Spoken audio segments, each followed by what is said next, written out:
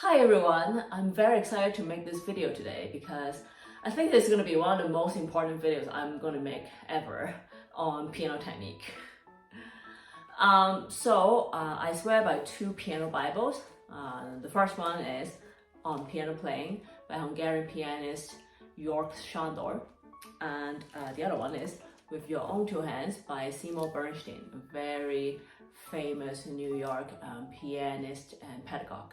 Now, today I'm going to talk about on piano playing, the basic fundamental idea about weight transfer at the piano, and also the 5 basic motions, the technical patterns that you can apply in your playing and any song that you play. Now, so the first important thing to understand is that we don't play with just our fingers, our hands. You're going to use your whole body into the playing, especially when you're advancing to more complicated songs, when you start playing chords, scales, arpeggios, and complicated patterns across the keyboard. The first thing is about weight transfer. That means you're going to use not just your fingers, your palms, but also your arms. So the first thing, I talked about a think big exercise before. So you stand up and then you try to put weight down to the keys, but also try to keep your feet on the ground. I move my feet a lot when I play because I try to balance myself. Try to keep your feet down, and then so you can shift weight. So this is part of the think big exercise where you can shift your weight to the right, shift your weight to the left, and shift your weight to the back, shift your weight to the front. The idea is try to keep your hands light and also try to move your weight around, so you can also put weight down to the keys. So start using more of your arms. So there are 2 sets of the muscle, okay? You have to use both of them. If you use only one side of the muscle, then you get tired very easily. You put a lot of strain on one set of the muscle. So that's why we have to do weight transfer, rotation, all kinds of technical patterns that you can do during your playing, right? So try to start using your whole arm and try to keep your arm out a little bit. I mean, it's not like it's constantly like this, right? Because you're going to move around, so you move your whole arm, so your shoulder rotation, your arm rotation, but start thinking about the whole arm movement. And then eventually, think about using your upper body's muscle, right? Your chest muscle and your upper back muscle. And then eventually think about the whole body. So this is very important concept in the on piano playing before he goes into the 5 basic motions, the technical patterns. Now the first pattern is free fall. What is free fall? Right? Free fall means dropping your arm. How do we drop them? Okay, so first of all, we have to use our whole arm, right? Not just the forearm, but also the upper arm, because you can initiate the movement from the upper arm. And then you have to bring it to a certain level of height that you can actually have the drop, okay? And once you drop, okay, before we drop, actually, we want to keep the wrist, pretty level with your forearm. You do not want to do this. Sándor said, don't do this, okay? Try to be pretty relaxed like this.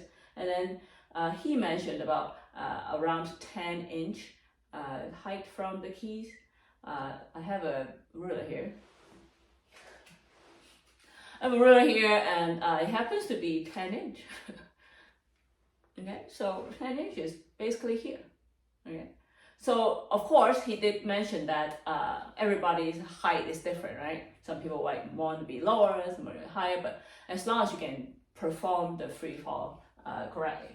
So you want to pick it up, and then you go free fall, and then by the time you fall, when you hit the note, right before you hit the note, you're gonna have your joint firm, right? So you don't want your fingers to be like this, right? You want your knuckles out, and then you get ready right before you hit the ground, basically, or hit the keys. So you hit it, right? So then you go drop. So your wrist will rebound because you don't want to do this, you don't want to do it, right? So then you get tense up. No, you want to relax and then go hit, right? So that's the free fall action, basically. So what do we do with the free fall? Right? Again, there are examples in the book, but first one is the Chopin etude, the first one. So we have the free fall action. And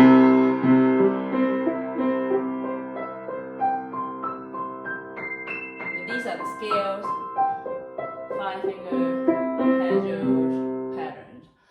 That's the second pattern that we're going to talk about. So there's always combination of things, right? You don't just have like one free fall, or everything's a scale, right? So it's always combination of fall, scales, and staccato. There's also example Liszt sonata in B minor. I'm going slow so you can see the action.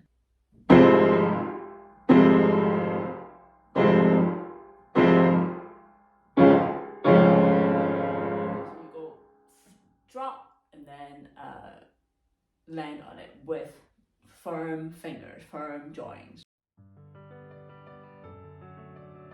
The second basic motion is 5 fingers, scales, and arpeggios.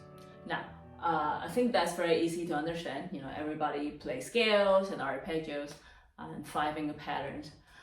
So first of all, Shandor talked about the fingers being the extension of our forearm, because I think a lot of people only think about wrist and then we just do this, right? Now that we know we can move vertically, horizontally, and circular motion, right?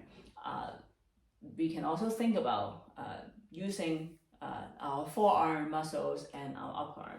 A lot of people get tired with the forearms because they put a lot of strain under their forearm. So now with the forearm, there are 2 sets of the muscle. A lot of times people get really tired on the front, right? Because I ask people like, hey, what happened to you when you get tired?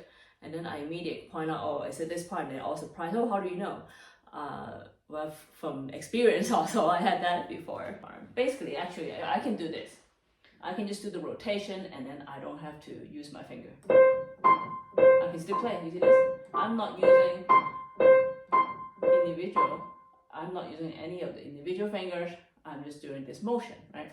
So the fingers are really the extension of our forearm. And then in order to be able to control them well and execute well at the piano, you want to think about alignment. Well, first of all, before alignment, we didn't talk about the fingers. So there are 2 parts of the movement for the fingers. One is the vertical movement and the other is horizontal movement in relation to other fingers. Let's take a look at our hands. For the long fingers, we have 3 segments, phalanxes. Here we have 2 knuckles, the finger knuckles I call them, and then this is the palm knuckles. The palm knuckles connect our fingers to our palm, right? So we have 3 segments. And then the thumb only have 2, so the thumb is shorter, obviously. It's also, we are doing a lot of the vertical movement with our fingers on the side like this, right? So we don't play with our tip of the thumb. This will be very weird because that's not how the hand is like. So when we think about the fingers being the extension of our forearm, then we have to start thinking about the alignment. So because if we do this, a lot of people try to just move their wrist like the side to side, but they didn't think about moving the forearm to align the fingers. So because if you're doing this action, it's very hard for you to control the fingers with the forearm, right? You have the angle. So what you want is always trying to like line up as much as possible, straight line, right? So then you can control and put weight all the way down under the fingertips to play. We have to understand that when we're using our forearm, if we're doing just up and down movement like this, without circular or horizontal movement, then we are tensing just one set of the muscle, the top part, which is called the extensor muscle. Instead, we should use both sets of the muscle, the extensor and also the flexor, the bottom part of our forearm. So if we're using both sets of the muscle, instead of just tensing one set of the muscle, we'll be able to play for a longer period of time without tension and pain. If you have them aligned, it's much easier for you to control your fingers and also put all the weights under your fingertips. Now, the upper arm should be out at all times. Of course, they are not at one constant position or level. you're always moving a little bit, right? So you adjust a little bit, but not this, right? Because when you're pushing your arm down and your arms are very close to your body, it makes it hard for you to move, right? So keep your arms out a little bit and move around in a circular and a horizontal movement. Now remember, because even though it's not a rotation movement, you are still doing the weight transfer, right? So when you are doing a scale, you are still moving towards the direction you're going, little small waves, but not too big, right? Never pick up your thumb, because the more you pick up the thumb, the farther away it is from the key. You see that, right? And then there's an accent. That's why people always have an accent at the thumb, because they want to like turn, right? What you want to do is actually move your thumb across as close as possible on the keys, right? So a horizontal movement, not this, like you're not climbing over a mountain.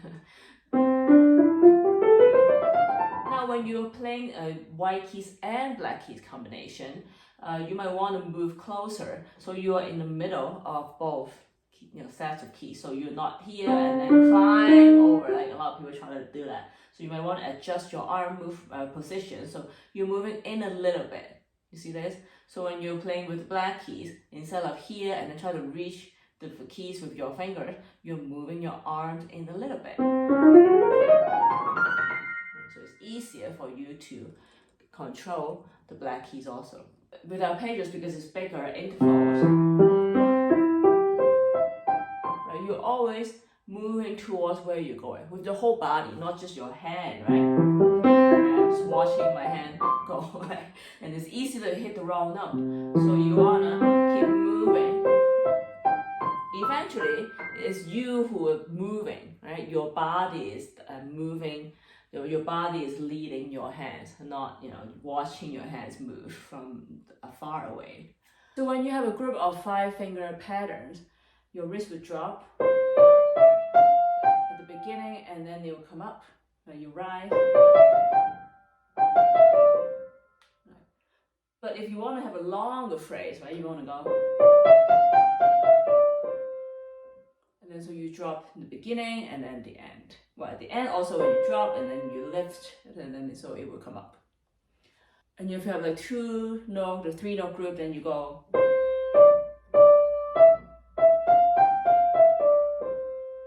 Right, so depending on the phrasing, the slurs of the music.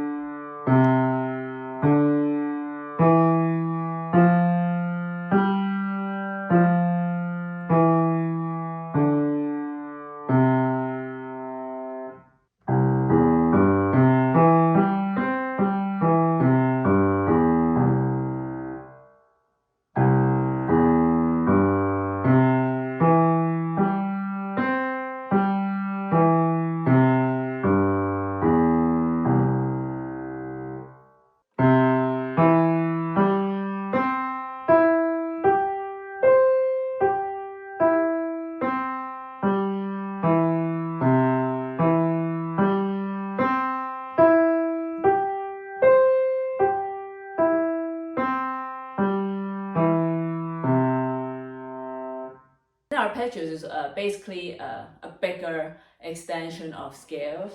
Okay, so again, you want to align like what you saw from top down.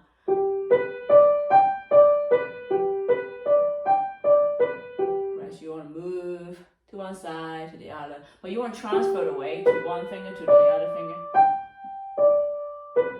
Right, you don't want to do this. Hard to play, and you will play the wrong note also. It actually hurts my hand just trying to do that. wrongly, right? So we want to do this, but you don't want to do a lot of the circular movement in your wrist, right? You want to do the whole arm movement, so more on the shoulder socket, the whole arm, right? Not this. The longer phrase that you want to do, the bigger arm movement is going to be. The long movement, right? Small, then you have more slurs, more breaks, more staccatos. Beginning of this, Bach partita, that's the drop, right? And then you have some staccato, and then you go, right? So the whole scale, right, down all the way.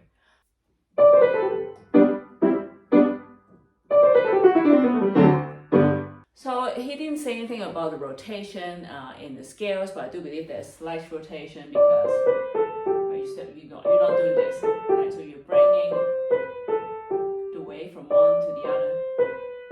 It's just not back and forth like this, right? You just go all the way to one side, but you want to adjust. So he focused more on the alignment here with the 5-finger patterns. The third basic motion of piano playing is rotation. When we talk about rotation, we mainly focus on the forearm. Of course, we are also initiating the movement from the upper arm as well, but you will see the rotation more here in the forearm. Now, when people play and they find a lot of strain in the forearm, it's because they are pressing down vertically without a lot of horizontal and circular motion in their playing. So when you're pressing down, you're only using one set of the muscle, so you get tired easily. For the forearm, there are 2 sets of the muscle. The top part, the flexor muscle, and then the bottom part, the extensor muscle. So when you are using 2 sets of the muscle, you will be able to play for a longer period of time because when you are tensing one set of the muscle, you are relaxing the other set and vice versa. When you play scale motion, you are still doing a little bit of the rotation because the most important thing when we play is we have to use our body weight. That's the weight transfer I keep talking about, right? So you're not just using, like vertical movement like this, right? So you want to transfer weight from one note to the other. Not only that would be easy for you to play more efficiently for a longer period of time, but also you can create a beautiful, long, smooth legato bel canto line. The rotary motion is when you have more zigzagging patterns like this.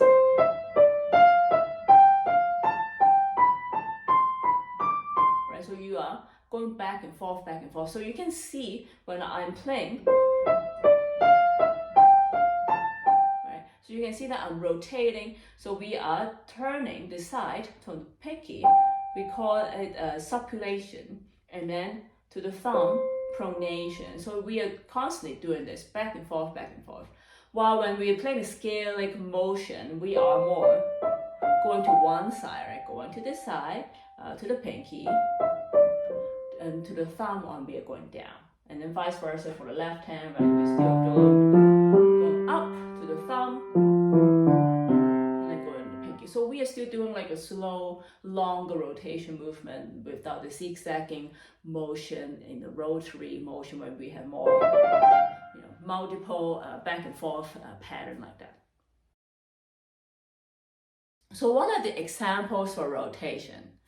Now, actually, rotation, there's a lot of examples, right? Anything you have to go back and forth doesn't have to be the same pattern, same note, right? Trill is a rotation, right? Octaves is a rotation, or here they give you an example from Bach, right? Tempo-clavier.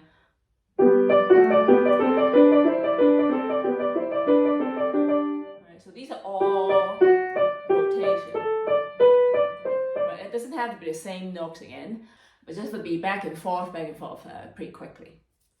Arpeggios.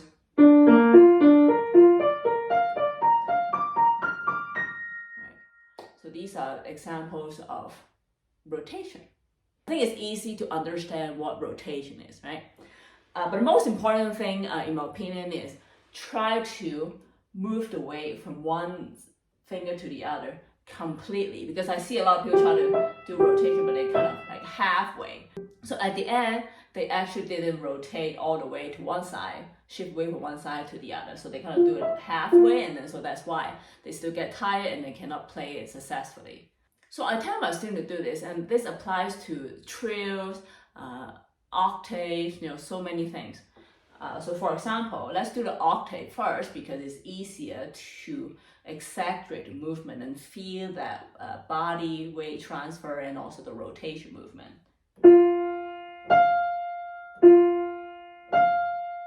So I ask them to exaggerate the movement. Also, don't think about swaying your arm, right? So more importantly, you want to do this. You want to turn it. Like I tell students that it's like when you go barbecue, you have like a fork and then, maybe like a marshmallow, right? You're making s'mores or chicken wings. You want to like, cook both sides, you turn it. You don't want to be like this, right? So you want to like turn it like this. So you will turn it. So when you turn it, like supinate to the thumb, then your palm is actually facing to the right side. And then when you turn it to the left side, your palm is facing the left side too, right? So you go slowly like this. Right, so when your pinky is this side, your elbow is actually pointing down, right? And then you go this side, your elbow is pointing out this way, but not high, right? Just pointing out, kind of parallel. And then you want to do the odd numbers, so that means, right? So you turn all the way to the side. This other side, so try to go slow and then turn all the way completely, and then you can do 5, 7, 9 like that. Same for trills. You go slow, right? Turn to the other side completely, and then you go 5 notes, 7 notes, 9, etc. So then you can go. I can do this all day because it's easy. It's easy when you know the technique, so that's why it's very important to work on particular technique like the rotation. This is going to be like one of the most important things you're going to learn in piano technique. And when we talk about technique, it's not about playing again Hanon, Czerny, Berkmuller. It's the basic, the most fundamental movement. So understanding the weight transfer, the rotation, the arm movement, the muscles, the joint, and the alignment will help you a lot in your playing. So the fourth basic motion is staccato. Now in Shonda's book, he talks about octave playing associated with staccato. So Shonda says that when you're playing staccatos, actually you have to be really engaging your upper arm. So your upper arm is activated. So you're engaging your upper arm and the forearm and hands and the fingers at all times when you play the staccato, even when you're playing one note. But you can see most of the movement is here, right? Upper arm is actually active, but you don't see that, you're not flapping your upper arm. It's just you're engaging. Because at the end of the day, you are using your whole body to play. The bigger the muscle, the smaller the movement it's going to be. So you can see the hands do more of the movement, but you have to engage and activate your upper arm to do all this movement. One of the mistakes when people play staccato is that they're pushing the wrist down excessively and hold it down there. So this creates a lot of tension in the forearm. You want to be able to go up and down, but you don't also have to do this, right? You don't have to go really high and low. We call it a supple wrist, right? So it's bouncy, flexible. Right? So you see that there are more movements here and then some movement here. Because if I'm not moving my arm, I'm trying to keep my arm down, I'll be doing this. Right? Then you see that the wrist is actually stuck here, right? So you want to be, even when you go fast, right? Because you feel like a lot of people think, hey, there's no time for you to do all this stuff when you're playing really fast.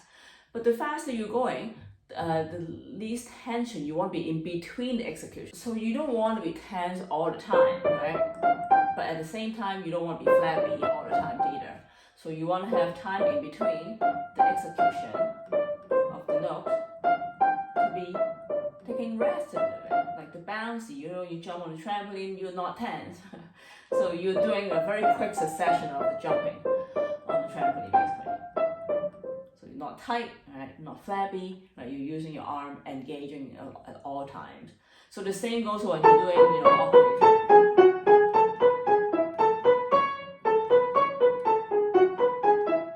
So you're not doing, you're like not tensing up, right? Because you want to be,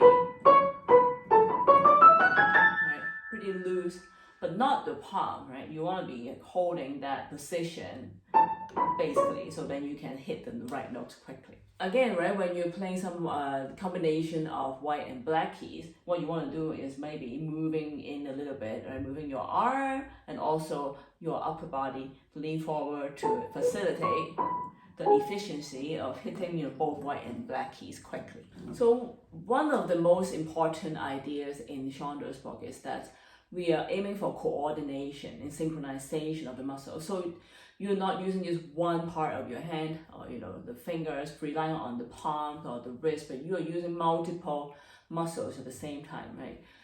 Especially using bigger muscle will help facilitate playing longer period of time without pain, and also with longer, smoother phrasing and more efficient and more accuracy. And remember, the keys is hitting a key is no more than like 2 ounces of force, right? So you can use also like a gravity to help. So that's very important when I start teaching beginners, especially, or when people have trouble with that technique. But also very important thing is, the first thing I remind people is that you can leave your fingertips on the keys.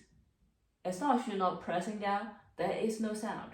So the most efficient way to play any notes is actually trying to keep your fingertips on top of the keys, right, at all times. Of course, when you do staccato, you have to go a little bit shorter, but you want to go back, you don't have to do this. You don't have to like yank your fingers off the keys like that. What you want is try to use your arms to bring your hands to a different position, and then try to be on top of the keys quite immediately. So then you will hit the note with confidence and also with the right touch and the right amount of energy. And then once you hit the notes, all you want to do, if you don't want any sound, is stop pressing it down.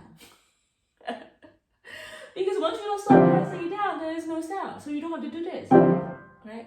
This is losing a lot of energy, using like extra effort, and you are tensing your forearm. So the more you do this, the less efficient you'll be at, and then you are going to be getting tired very quickly because you're doing this all the time.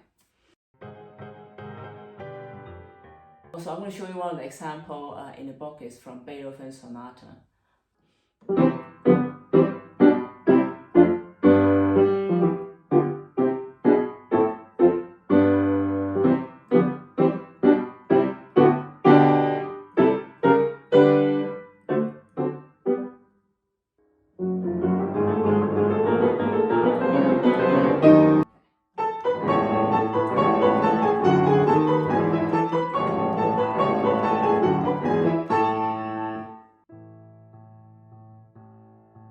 So the fifth basic motion is called thrust. This one is probably the easiest to understand actually. So most importantly, this is not about gravity or weight. This is about active muscle. So you're going to push very quickly, and then that's it. So most important thing is keep your fingertips on the keys at all times before, during, and after the execution. And then you just go quickly using the whole body. In the book, it says the chest and the tricep and the stomach, everything basically. Just think about pushing it down quick, all right? It can also be used not only for louder sonority, but also for like softer chords as well.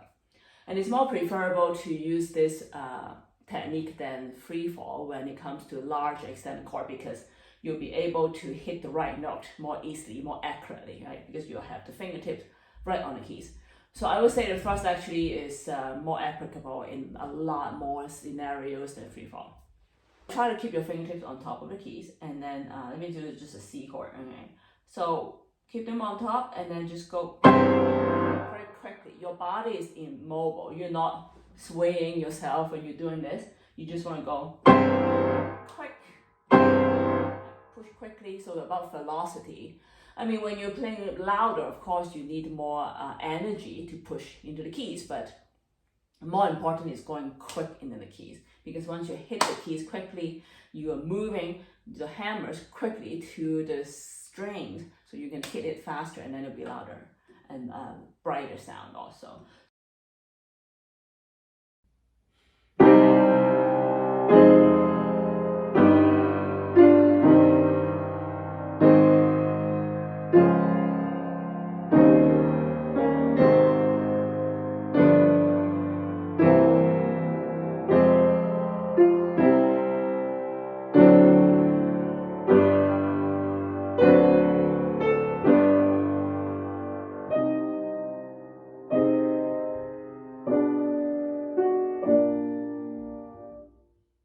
So these are the 5 basic motions of piano playing in Shonda's book. I hope you find this video useful.